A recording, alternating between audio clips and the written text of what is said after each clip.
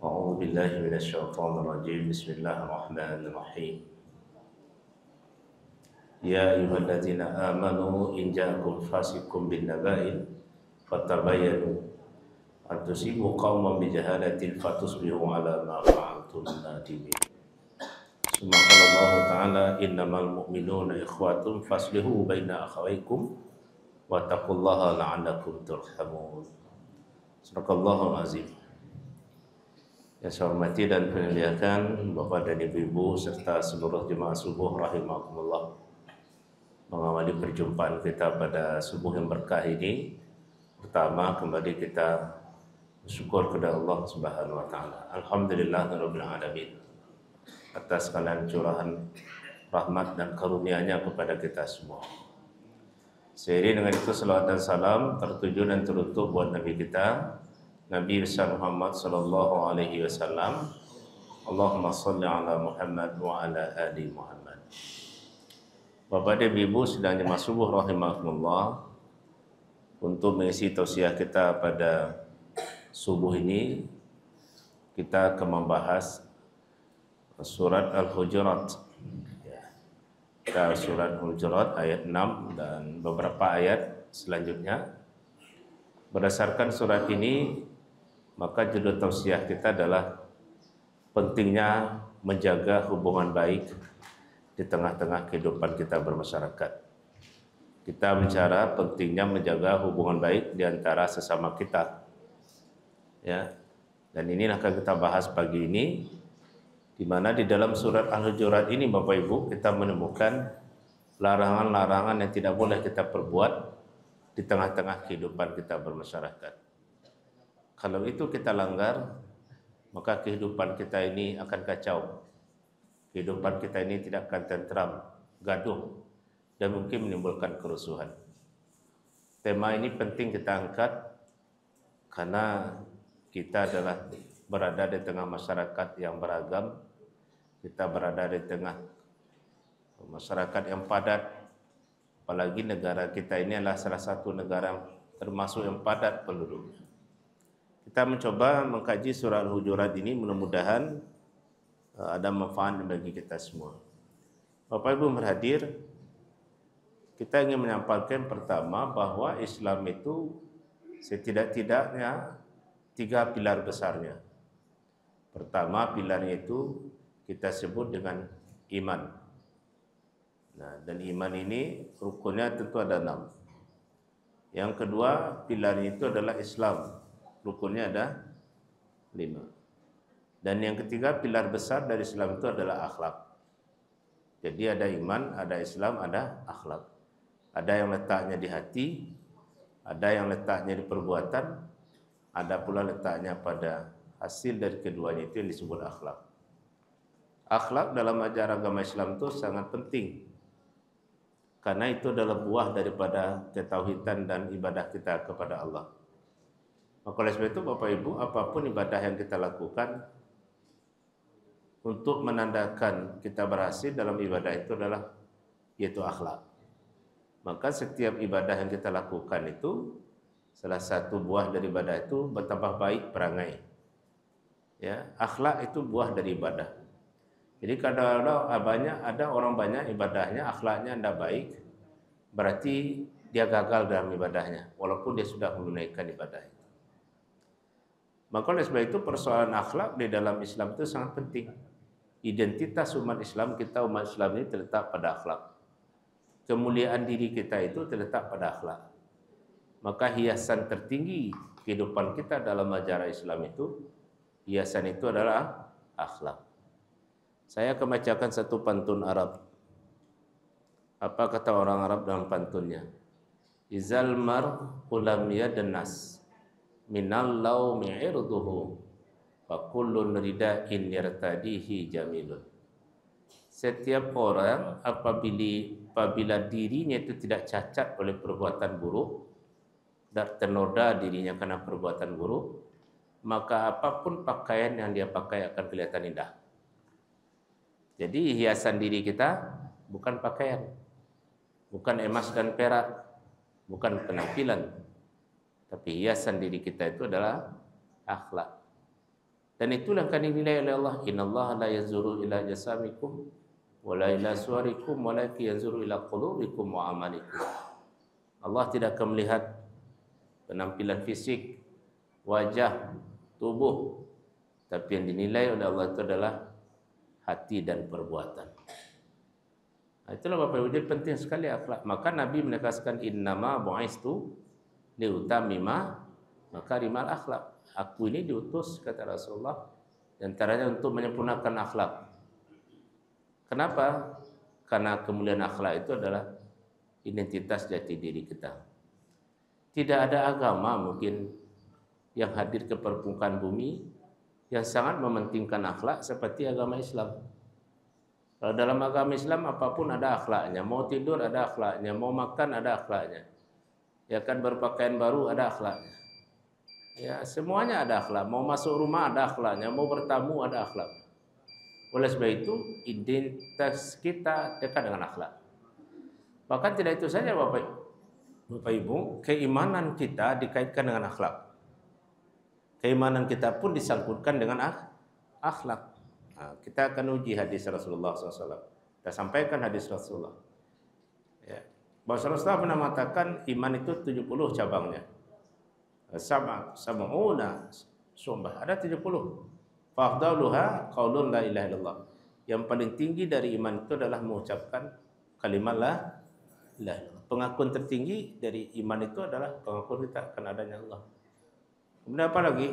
Wadanaha, yang paling rendah dari iman itu tandanya apa? Imatul aza an tariq, membuang duri dari jalan. Kemudian apa lagi? Al haya'u minal iman. Malu itu bagian dari iman. Bersih juga bagian dari iman enggak? Ya, apa bunyi hadisnya?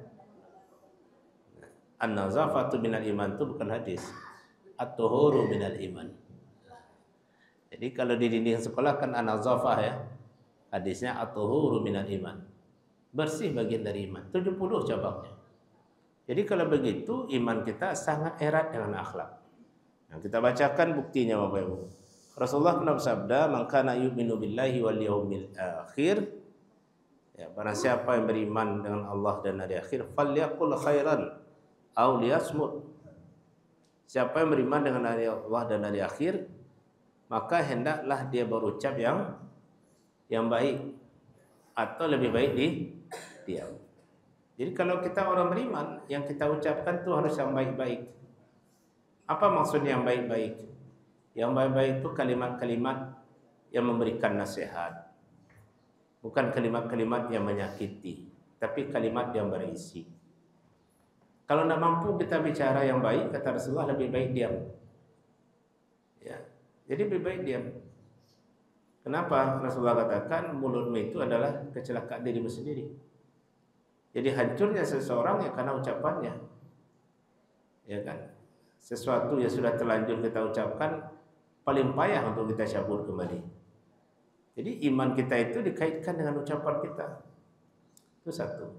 Kemudian Rasulullah katakan, "Man kana yu'minu billahi wal yaumil akhir falyukrim jarahu." Siapa yang beriman kepada Allah dan hari akhir, hendaklah dia memuliakan tetangga. Memuliakan tetangga saja pertanda kita beriman. Apa maksud itu Bapak Ibu? Kalau kita hidup berdampingan bertetangga, kalau kita memang orang beriman, hendaklah tetangga itu aman karena perbuatan kita. Aman karena perbuatan lidah, aman karena perbuatan tangan. Begitu iman itu diajarkan kepada kita. Jadi kita disuruh berbaik-baik dengan tetangga, saling menghormati, saling menghargai. Kalau kita orang beriman.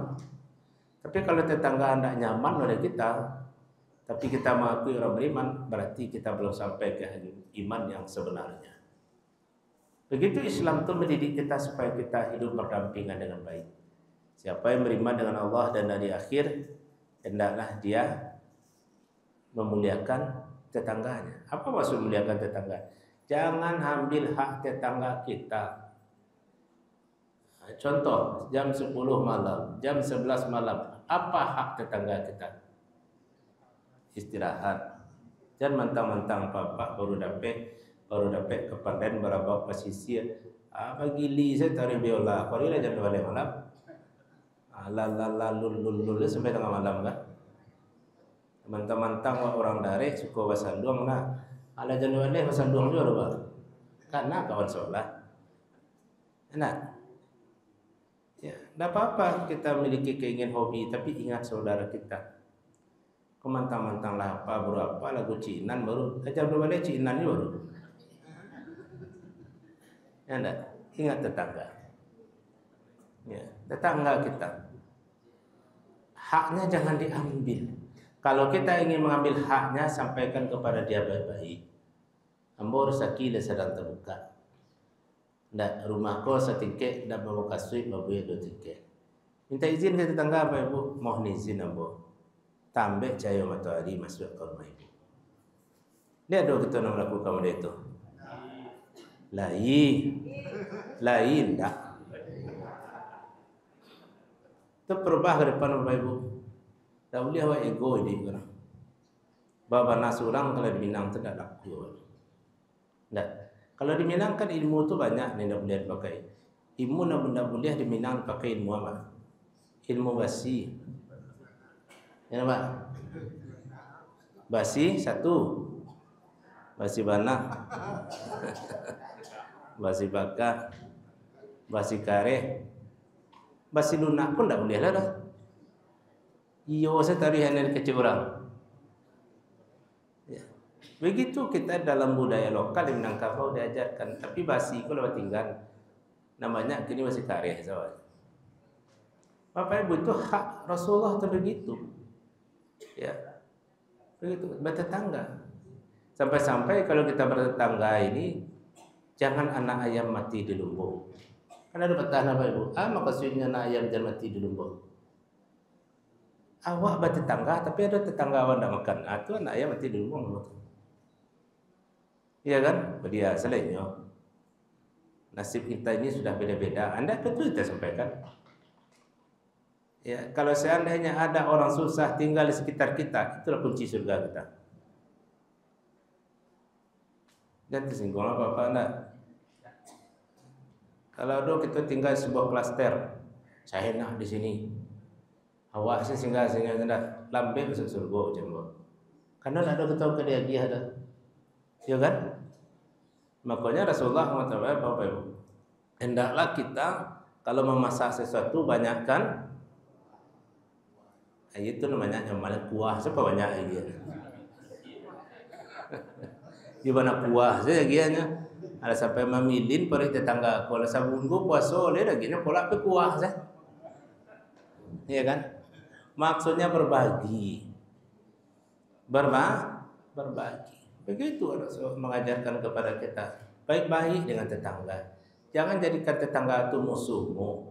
Kok ke parang bana ilah tu ke Gaza atau mengajar tetangga parang. Kenapa? Iko karuah tetangga ke rumah awak tarangan amula parang. Terjadi, Pak. Saudaramu yang sebenarnya dalam hidup itu siapa? Tetangga. Dah percaya Bapak Ibu? Ambo uji. Ada di sana di Amerika. Ambo di sana ambo luar biasa di Amerika, di Australia. Dia ada je dunia aku isi di sana. Sakit baru tengah malam dia mungkin tibonya sekali dari Amerika tu.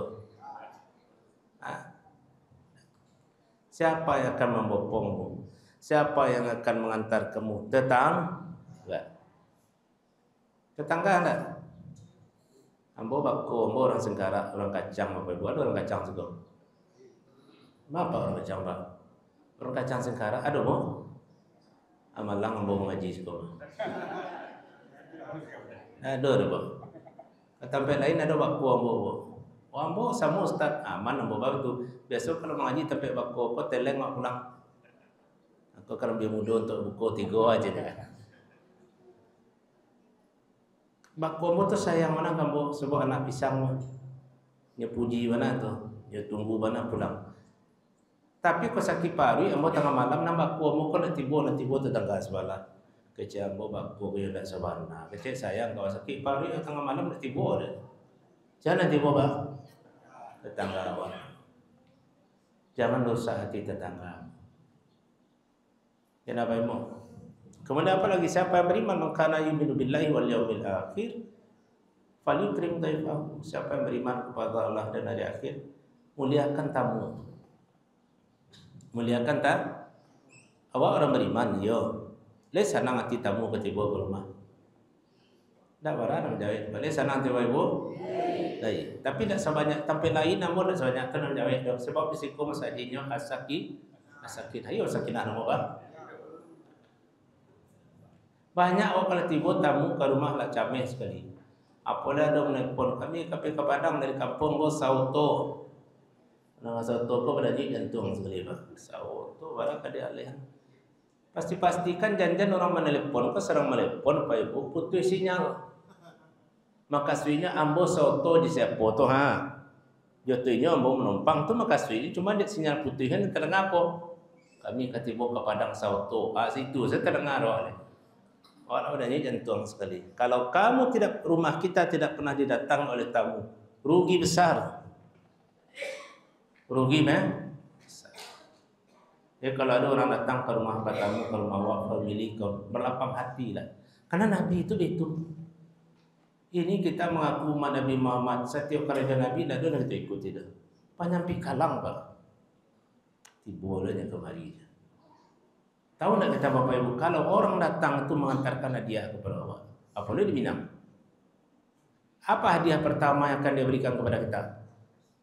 Assalamualaikum warahmatullahi wabarakatuh. Aku berikan kamu hadiah, ucapan selamat, keberkahan dan rahmat. Kok nyekabuakan ya Allah nanti kau tak sehat badan awak. Sehat kan? Begitu. Jadi begitulah Islam itu mengajarkan kepada kita. Jangan cameh. Rasulullah itu pernah lagi makan, datang tamu. Ada kecarunya. Makanlah kita bersama.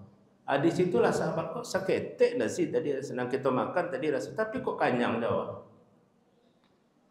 Begitu Bapak Ibu. Jadi oleh sebab itu tanda kita orang yang beriman. Jadi iman itu tidak di lisan saja, di perbuatan. Itu yang kita sebut akhlak. Nah, di dalam surat Al-Hujurat yang kita sampaikan tadi, jelas Allah mengatakan, innamal mu'minuna ikhwatun. Hanya saja orang beriman itu bersaudara. Tanda iman kita jaga hubungan baik. Nah, jangan saling bermusuhan. Jangan kita saling berbenci-bencian. Maka dalam surah Al-Hujurat ini kita temukan beberapa larangan Allah jangan terjadi di masyarakat kita. Apa itu? Yang pertama, jangan kita menebar berita tidak benar. Nama apa Ibu? Hoak, macam-macam tak ada hoak. Pokoknya itu menyebar berita tidak benar. Maka oleh sebab itu sebuah berita yang sampai kepada kita, perintah Allah betul. Fatabai, ya, cek dulu kebenarannya. Maksudnya kalau awak berita ini betul rendah. Ya, apalagi itu berkaitan dengan agama. Kalau tidak jelas dalil yang di-share itu jangan di-share pula. Ya. Itu kita pastikan sebuah berita itu Bapak Ibu. Jangan kita menjadi mata rantai penyebar berita bohong. Tidak boleh. Jadi ayat ini yang saya bacakan tadi itu ada sebab nuzulnya. Ketika itu di Madinah ada satu penduduk dari kampung itu menyatakan Islam. Lalu kata Nabi nanti bayar zakat ya bayar zakat. Datanglah masa berzakat itu, janji Rasulullah akan mengirim utusan. Maka ditunjuklah seorang sahabat oleh Rasulullah untuk mendatangi penduduk itu. Berjalan. Separuh jalan bimbang dia. Rupanya dulu ada kasus dengan masyarakat itu. Kembali dia kepada Rasulullah. Ditanya oleh Rasulullah. Malah balik saya. Dado cialah Rasulullah. Dado nama niat membayar zakat. Tentu Rasulullah merasa dibohongi. Maka Rasulullah panggil beberapa sahabat untuk mendatangi kaum itu. Datangi mereka. Sebelum sahabat-sahabat yang banyak itu datang ke kaum itu, disuruh Rasulullah turun ayat ini. Fatabayyanu in ja'akum fasiqun binaba'in fatabayyanu. Kalau ada sebuah berita sampai kepadamu Muhammad, cek dulu kebenarannya. Nanti kamu menyesal karena perbuatan yang telah kamu lakukan. Maka turun ayat itu Rasulullah menahan. Maka disuruh beberapa utusan. Ternyata yang terjadi di lapangan tidak seperti itu. Resah masyarakat. Kenapa tidak datang juga utusan Rasulullah? Artinya apa Ibu? Kekacauan itu terjadi di masyarakat karena berita yang tidak benar. Nah, berita tidak benar, ya kan? Ambo lah jadi korban tahun 2009, tahun berapa apa tsunami di Aceh, Pak? Hah? 2004. Gampo di Sumbar, Padang. Jangan lupa sejarah tu, maka saya ambo apa ibu. Kalau lapeh kejadian, kalau lupa sawa enggak. Ketika 2004 itu kan terjadi tsunami, kemudian menyebarlah berita di Sumatera Barat, Bang. Ada nama saji, awak udah yolah, tapi takui, ayalah naik kate, ayalah sampai ke rumah, iya kan? Tiba di Setebal, awak tinggal di Lubuk Lintah di belakang kampus. Setebal itu lah pertama dake, laba lari sedolanya. Malam itu ternyata banyak yang lari. Informasi dari laut ada kapal besar dihantam tsunami, laba lari sedolanya. Ada ketika itu mayat bagai berlari, Pak. Mayat berlari. Percaya Pak tu? Yang percayalah Pak leh. Mayat berlari itu dia keluarganya takut mendengar berita. Tu nya naik lo mayat ko kada teotonyo. Berlari lo tu ko berlari lo mayat ko. Tu makasihnya. Di situlah bertemu mayat berlari. Tu di Andaleh itu banyak kecelakaan. Meninggal bukan karena tsunami, karena kecelakaan berita. Begitu. Jangan sampai kita melibatkan berita bohong. Ya. Itu satu. Yang kedua kata Allah dalam ayat ini, ya ayyuhallazina amanu la yaskhar qaumun min qaumin. Hai orang beriman, kalau kalian beriman jangan kalian memperolok-olok orang. Satu kaum laki-laki memperolok kaum laki-laki lain. Dan perempuan jangan memperolok perempuan lain. Memperolok-olok orang, merendahkan orang lain. Itu ada pula sebab nuzulnya. Apa itu? Berkaitan dengan Bilal bin Rabah. Jadi dalam satu ketika setelah penaklukan kota Mekah, datang masa untuk solat. Ya, maka ketika itu tentu muazzinnya adalah Bilal. Begitu Bilal bin Rabah berdiri, langsung ada nama cemeh. Mudah-mudahan orang awak lah Pak. Ya Pak? Ya orang awak pencemeh Pak? Enggak Pak, ampun nak mau berkecil orang Minang pencemeh lah. Kok ada tu talonsong saja. Orang Minang kok tak boleh pencemeh Pak. Kalau ada orang Minang pencemeh, enggak orang Minang tu. Enggak, kalau orang Minang kok panjang akak yo. Gali yo, tempi dak. Tak kurang dak. Ketika Bilal berdiri, ada di situ. Mana yang bibinya setengah senti. Itu je baru. Kan tak ada sana lain pandai azan. Kecana lain. Kalau ndak inyo nak azan, ndak keterima Allah solat awak. Macam lah Pak Cik Sudri kau. La yaskhar kata. Turun surat la yaskhar qaumin. Jangan memperolok merendahkan orang. Asa yakunu khairum minhum. Bisa jadi yang kau rendahkan itu lebih baik dan kau. Maka tidak ada sahabat yang dipuji disayang Rasulullah. Salah satunya adalah Bilal. Sampai-sampai Rasulullah mengatakan ya Bilal, seolah-olah ni aku seperti sudah mendengar telapak kakimu di surga. Apa amalanmu? Aku setelah beruduk selalu solat sunat ya Rasulullah.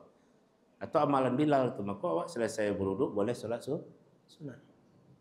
Bilal ku ibu empat beradir kan yuk segala berkau dari Afrika budak dulu. Nasib budak aku di Pajua Bandian ada orang. Dak ada di sana. Sampai tu. Badan tinggi, hidung boleh. Nah, hitam. Oh hitam Bilal sempurna gila membawa. Kamu ibu mengecen hitam tu nampak jadwal bari kan. Apa-apa di siku hitam tu nampak jadwalnya Pak. Hitam serupa hitam membawa. Kalau dijadikan kau ambo tawarkan ada ibu mau ambil menantu gini pasti menolak seluruhnya.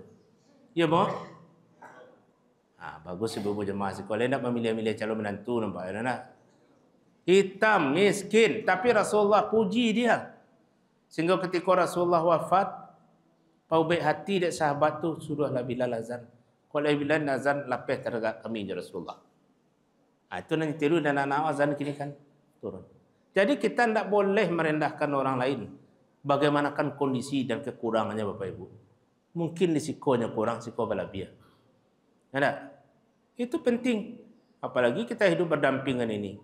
Banyak kurang orang, jangan sebut kurangnya. Sebut saja lebihnya.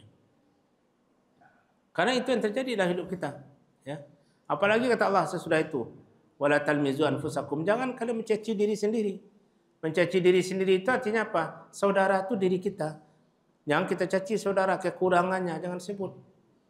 Wala tanabazu bil alqab. Jangan pula kalian saling memanggil dengan panggilan yang buruk. Syukur alhamdulillah selesai pemilu kita Bapak Ibu. Dulu sebelum pemilu selesai sedih kita. Kenapa begitu? Karena orang Indonesia aku dua sini berada. Kalau tidak kampret separuh, cebong separuh.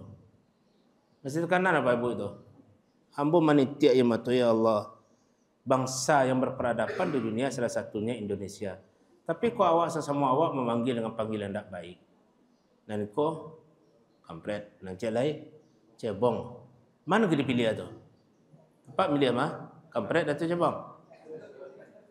Hah? Cukuplah sampai di situ saja. Perbedaan itu lumrah Bapak Ibu. Le ada kayu yang sama tinggi dari bawah. Tidak ada kan? Pikiran kita berbeda dalam memahami sesuatu. Berbeda pilihan itu biasa. Biasa tuh. Maka yang bagusnya dalam hidup ini, pakailah filosofi orang Minang. Masuk ke rumah makan orang Minang. Kalau masuk ke rumah orang makan Minang, dihidang sambal apa yang ketujuh, ambil situ. Ya kan?